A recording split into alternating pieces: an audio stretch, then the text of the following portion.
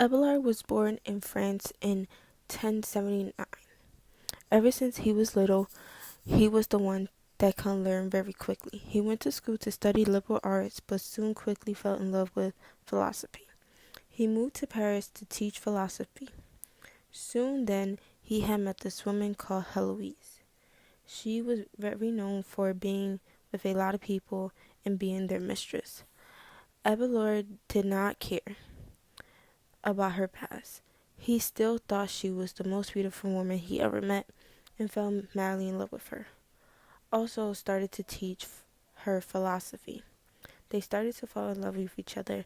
Heloise's uncle let Abelard stay with them at their house. While a while later, the uncle found out that they were falling for each other.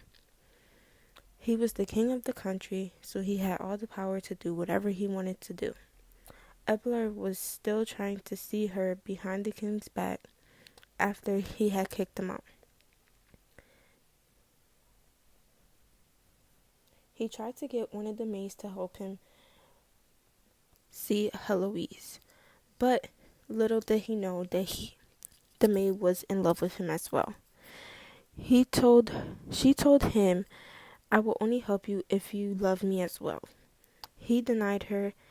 The maid ran back to the king and told him everything. Sooner or later, both Heloise and Abelard was sent away to find themselves and God.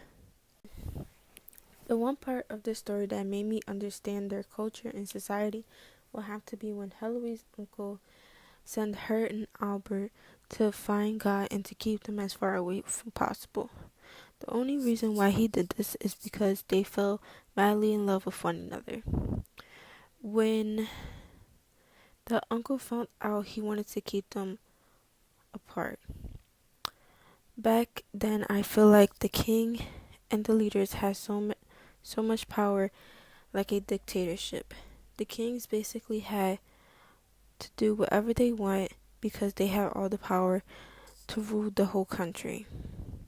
Today in the United States, that is completely impossible to do. Today's society, that would have never happened. Just because one another fell in love with each other and the family did not agree, that's absurd. That should have never happened to them, especially in that time as well. The part that made me understand my culture and my values through this story will have to be when they try to stay in touch after Heloise's uncle tries to keep them apart. With the cultures and values, I feel like it's just as similar as a Puerto Rican culture. So a lot of the times, family get involved in each other's love life. They will either tell you to your face or tell other family members stories or lies just to keep them away from you. Make you feel like you shouldn't bring the person around them anymore, or the family just doesn't like them. There is always somebody that's going to try to get in between you and the one you love, just to keep you away from them. You just have to fight for what you want, because it's literally can be your own family or friends that keep you away from the one that you truly love. Sometimes you just have to ignore the people in your life just so you could be happy to yourself. I would definitely recommend this text to others just because it's just an amazing story to tell.